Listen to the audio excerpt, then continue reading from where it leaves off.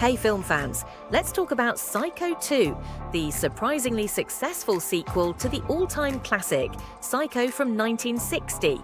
More than 20 years later, and just 3 years after legendary director Alfred Hitchcock had passed away, the long shadow of Hitchcock. So, when Universal decided to make a sequel to Hitchcock's Psycho more than 20 years later, people weren't exactly thrilled. After all, Hitchcock himself had passed away in 1980, and a lot of folks thought a sequel would be tacky or just a cash grab. But they brought in Richard Franklin, who was a huge Hitchcock fan. His movie Road Games is basically a love letter to the master of suspense. Franklin wanted to pay tribute to the original, but also shake things up for the 80s with some slasher vibes. Anthony Perkins almost turned down the chance to play Norman Bates again. He didn't want to get stuck as that creepy guy. But eventually he said yes, and honestly, he totally crushed it. Plot summary. Alright, here's the gist. We kick off with Norman getting out of a mental hospital after 22 years.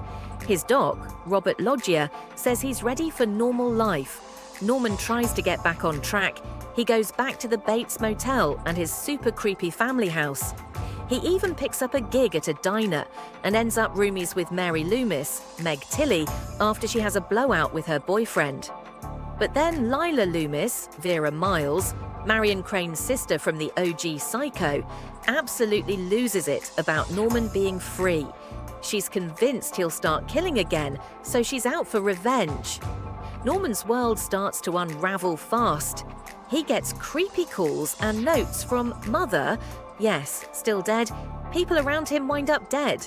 Norman doesn't know if he's losing his mind again or if someone's playing him. The big twist.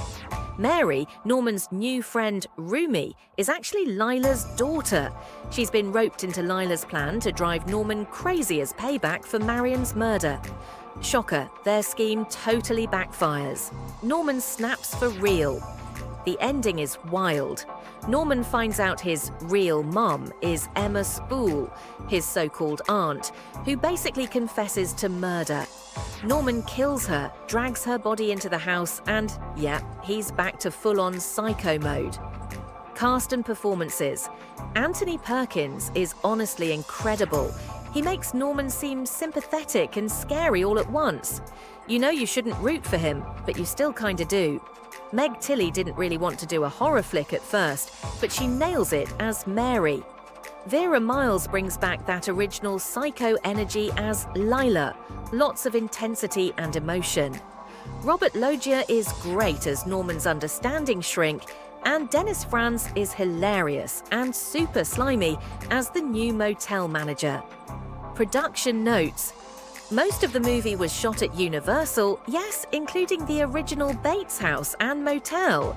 Jerry Goldsmith did the music, channeling that iconic psycho vibe while making it feel fresh for the 80s. Tom Holland's script flips expectations. You end up sympathizing with Norman while the people against him, Lila and Mary, kind of feel like the bad guys. Reception, box office, not too shabby, nearly $35 million worldwide on a $5 million budget. Critics were split. Some saw it as a knockoff slasher, others liked the psychological twist and loved Perkins' acting. The New York Times called it surprisingly good. Roger Ebert liked it too, 3 stars. Fans nowadays call it one of the top horror sequels of the 80s. Legacy, Psycho 2's success spawned more sequels. Psycho 3, Perkins even directed that one, and Psycho 4, a TV movie. Norman Bates became a full-on horror movie icon, ranking up there with Michael Myers, Jason, and Freddy. Showing the monster's softer side basically paved the way for stuff like Bates Motel later on. Fun facts. Meg Tilly and Anthony Perkins apparently didn't get along at all. She didn't realize how huge the original Psycho was and kind of brushed off Perkins' status as a legend. Franklin used a lot of Hitchcock-style filming tricks, long shots, creepy POVs, and lots of suspense. That shovel-to-the-head ending, people were shocked back in '83, way more violent than the first movie. Seen Psycho 2? Let us know in the comments. And don't forget to subscribe to Movies of the '80s.